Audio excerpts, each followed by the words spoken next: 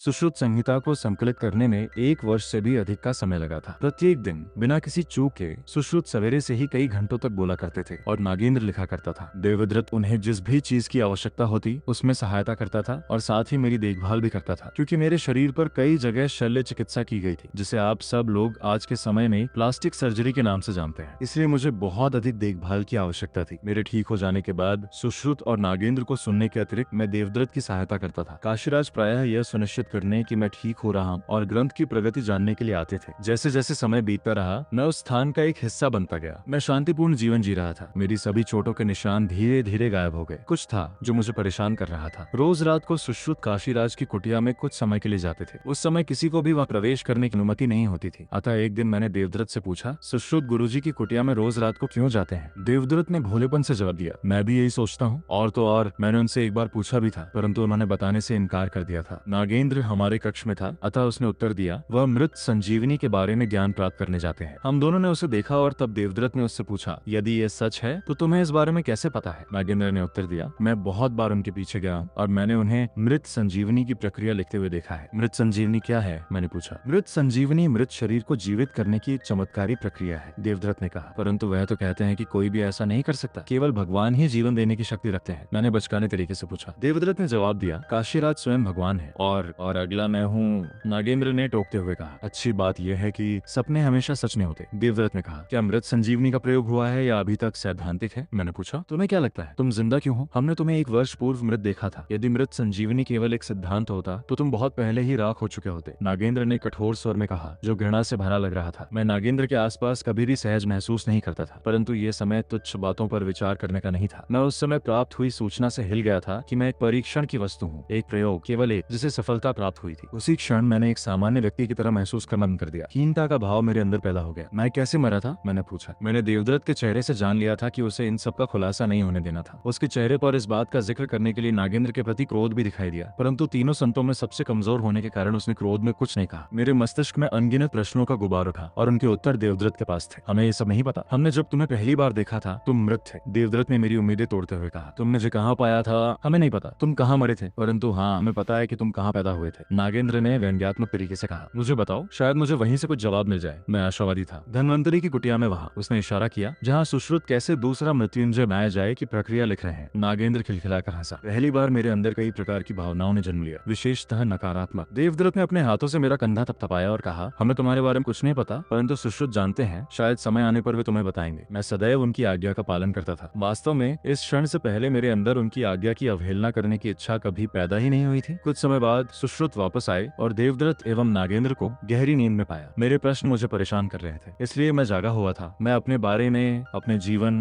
अपने मृत्यु और बाकी सभी चीजों के बारे में जानना चाहता था। सुश्रुत ने मुझे देखा और महसूस किया कि कुछ ठीक नहीं था। वे आए और मेरे बगल में बैठ गए तथा अपनी उंगलियों से मेरे बालों को सहलाया। तुम अभी तक सोए क्यों नहीं? उन्होंने चिंता व्यक्त करते हुए पूछा। मैं कौन हूँ? सुश्रुत एक क्षण में समझ गए कि क्या हुआ होगा जब वे यहाँ नहीं थे। उन्होंने चतुराई के साथ स्थिति को संभाला और कहने लगे, तुम काशीराज के पुत्र हो। उन्होंने तुम्हें एक उपहार के रूप में जीवन वापस दिया है। तुम मेरे छोटे भाई हो। अभी के लिए तुम्हें इतना ही जानना चाहिए। कल का दिन हम सब के लिए महत्वपूर्ण है और तुम्हें सो जाना चाहिए। मृत संजीवनी क्या है? मैंने जोर देते हुए पूछा। जैसे ही वह नाम उनके कानों में पड़ा, उन्होंने क्रोध भरी दृष्टि से नागेंद्र को देखा और आह भरते हुए उत्तर दिया, जिस तरह से हमने तुम्हें बचाया मृत्युंजय, तुम्हें अब जिंदा रहने के लिए पोषण या जल की आवश्यकता नहीं है। तुम उन्हें ले सकते हो, परंतु हमारी तरह तुम्हें इनकी और आवश्यकता नहीं है। तुम्हारी अब या कभी भी आयु नहीं बढ़ेगी, इसी कारण तुम्हें मृत्युंजय नाम दिया गया है। मृत्यु यानी मौत और विजय यानी जीत, वह जिसने मृत्यु पर विजय प्राप्त कर ली हो। तुम न केवल एक संपूर्ण मनुष्य हो, बल्कि एक सामान्य मनुष्य से कहीं अधिक उन्नत इस मनुष्यता का प्रबुद्ध रूप हो। मैं इस रहस्योद्घाटन से हैरान था। सुश्रुत मेरी परेशानी समझते हुए आगे बोले, ठीक है, इस तरह सोचो, हम सभी एक समय चक्र में बंधे हैं। समय जो न कभी वापस जाता है और न ठहरता है। यह वह जहाज है जिसमें प्रत्येक व्यक्ति पथ पर आगे बढ़ता है। समय प्रत्येक जीवन की प्रेरक शक्ति है। इस पृथ्वी पर जन्म लेने वाले हर जीवन की एक समय रेखा और एक आयु है, परंतु तुम